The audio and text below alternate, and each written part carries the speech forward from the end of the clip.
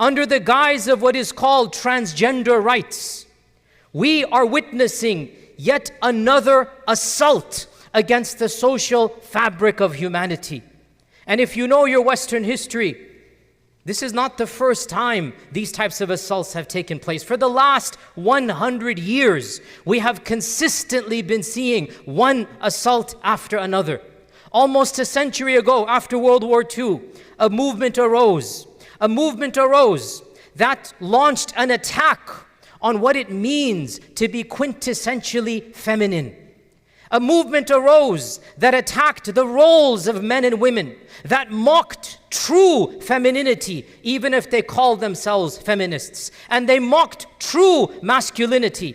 And they said men and women roles are all the same. This movement, by and large, considered itself to have achieved success. But that wasn't the end. After this movement finished, another movement arose. From the 60s onwards, a movement came.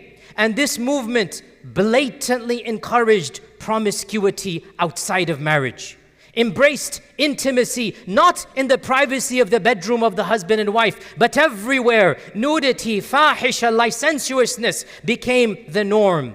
And this movement as well was wildly successful from their own paradigm. As we speak today, in a land where barely 100 years ago, this very land, less than 10% of people engaged in premarital intercourse. In this land now, over 95% of our men and women are engaging in premarital intercourse. Let that statistic sink in. Over 95% of society is engaging in premarital intercourse, and it is not even considered to be something that one needs to hide. So that movement as well changed society altogether. As if that wasn't enough, yet another movement began. This one in our own lifetimes, those of us that are above the age of 35 or 40. From the 80s onwards, a new movement began. The same-sex movement, the LGBTQ movement. And we saw a normalization, not only of promiscuity between a man and woman, but between the same genders as well.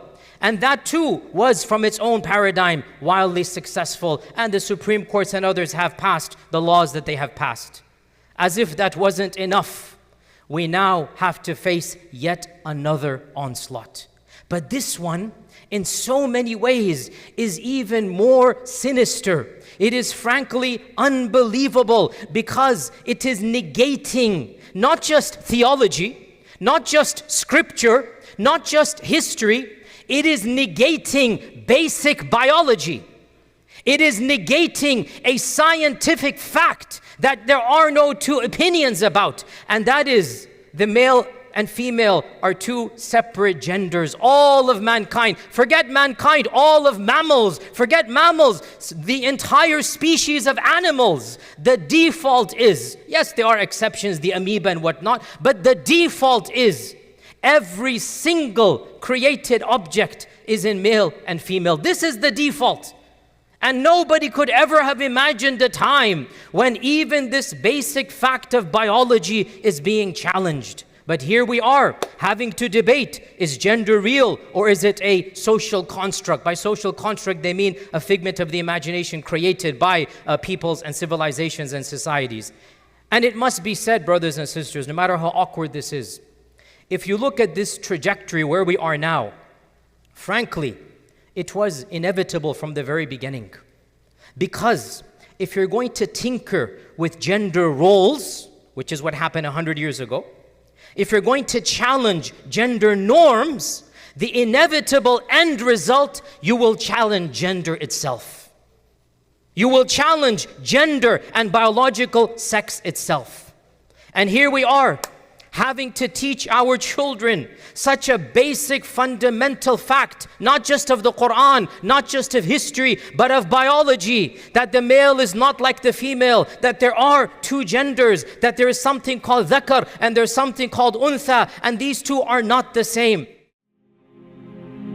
فيا ذلي ويا خجلي إذا ما قال لي ربي أما استحييته تعصيني ولا تخشى من العتب وتخفي الذنب عن خلقي وتأبى في الهوى قربي فتب مما جنيت عسى تعود إلى رضا الرب تعود إلى رضا الرب